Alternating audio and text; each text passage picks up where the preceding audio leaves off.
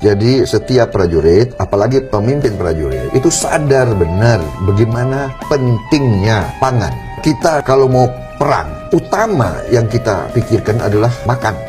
Beras, itu yang pertama. Kita mau punya senjata apapun, kalau nggak punya makan, itu pasukan tidak bisa perang. Napoleon mengatakan, suatu tentara itu bergerak di atas perutnya. An army marches on its stomach, not on its feet, on its stomach. Jadi maksudnya kalau perut kosong nggak makan, nggak bisa bergerak tentara. Ini dasar, ini fundamental. Dan ternyata setelah saya pelajari sejarah perang, ternyata semua perang dalam sejarah manusia itu adalah perebutan sumber daya, resources. Semua perang besar, katakanlah perang ideologi pun, ujungnya adalah resources. Resources ujungnya adalah, kalau kita mau lihat lebih fundamental lagi, adalah pangan. Setiap seorang panglima selalu akan berpikir, logistik saya cukup nggak? Saya dari komandan kompi, komandan batalion, kalau mau bergerak, yang kita hitung dulu adalah logistik. Kita punya beras berapa hari? Kalau kita punya beras 14 hari, ya 14 hari operasinya. Kalau kita bergerak 30 hari, ada beras ada 30 hari, kita bergerak 30 hari. Lebih dan kurang bisa. Waktu tahun 45, TNI logistiknya oleh rakyat. TNI itu tentara rakyat. Makanya kenapa pemimpin-pemimpin tentara Indonesia itu sangat merasa dekat dengan petani. Karena kita tahu bahwa TNI berasal dari petani. Kita dibesarkan oleh petani, kita diberi makan oleh petani. TNI adalah tentara petani. Saya pernah komandan kompi, apel kompi, anak buah saya 100, saya suruh angkat tangan. Siapa yang orang tuanya petani? 95 orang angkat tangan. Sisanya pedagang kecil, ada yang supir. Itu kenyataan. Hutang budi kita kepada petani sangat-sangat dekat. Kita tahu pengorbanan petani untuk Republik ini. Saya membela kepentingan petani adalah kehormatan bagi saya. Berarti saya membela mayoritas rakyat Indonesia yang tertinggal, yang tidak menikmati kemerdekaan yang seharusnya dinikmati. Padahal mereka adalah kaum produsen. Mereka yang memproduksi makan untuk Republik ini, untuk bangsa ini. Tetapi mereka yang terakhir selalu menikmati kemerdekaan itu sendiri. Sering sebagai komandan kompi ada anak buah saya minta izin, Pak, saya ingin pulang. Minta izin pulang. Ada apa? Membantu keluarga saya panen. Itu sudah sering, Pak. Keluarga saya kesulitan karena banjir. Sawah keluarga saya rusak. Saya harus pulang membantu. Apakah itu yang juga membuat Anda sebagai seorang ex-TNI, tentara, akhirnya menjadi dekat dengan petani?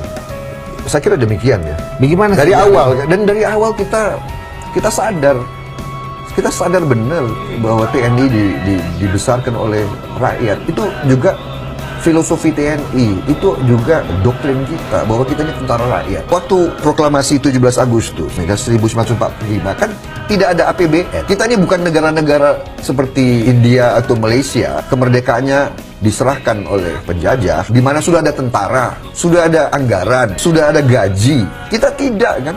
Ini kan tentara sukarela. Saya masih mengalami pemimpin-pemimpin dari angkatan 45. Satu negara, kita sekarang satu negara yang mayoritas penduduknya adalah petani.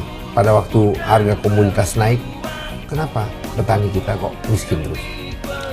Saya kira ini masalah fundamental. Masalahnya adalah karena petani itu merupakan salah satu mata rantai daripada suplai pangan itu sendiri. Mereka di pihak produsen.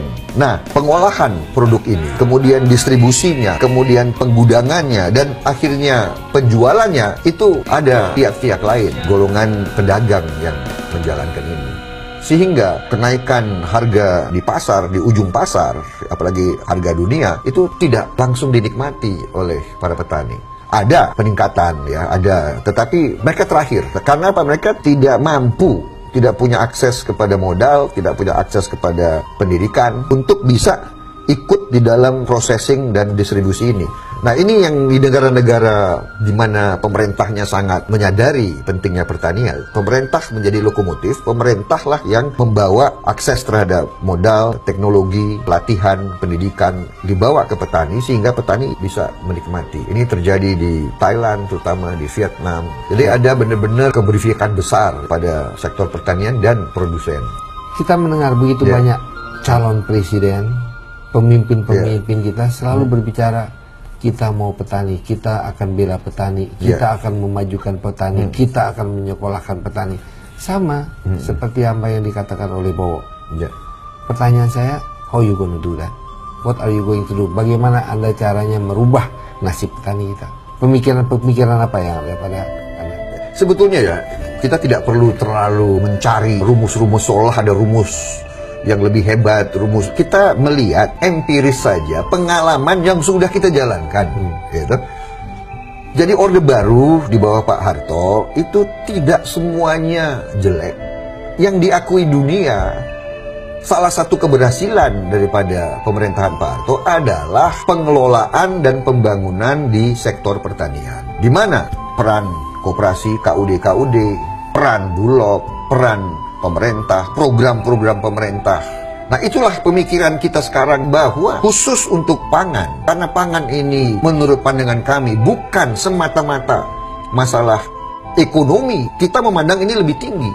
Pangan ini tidak hanya masalah ekonomi. Kita memandang pangan itu masalah strategis, masalah hidup matinya suatu bangsa, masalah national security. Dan ini diakui oleh pemimpin-pemimpin dunia. Food is national security. Tanpa makan, semua kehidupan bangsa berhenti. Kita bisa bayangkan nggak kalau kita hanya memandang pangan sebagai masalah ekonomi? Kalau pangan sebagai masalah ekonomi saja, berarti kita, ya sudah, kita anggap itu komoditas biasa, seperti mobil, seperti televisi. Jadi kita, Vietnam lebih murah, kita import aja dari Vietnam. Apa yang akan dilakukan Bung Bawo untuk menaikkan nasib atau memperbaiki nasib petani? Strategi kita adalah bahwa pemerintah harus menjadi lokomotif, pemerintah harus terjun.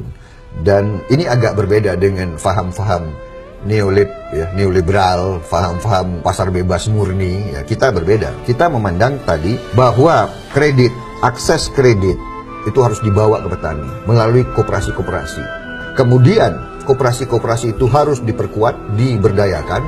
Mereka harus menguasai penggilingan-penggilingan padi, kemudian lumbung-lumbung padi, gudang-gudang, sampai kepada distribusi. Itu strategi kita. Dan itu pernah dilaksanakan.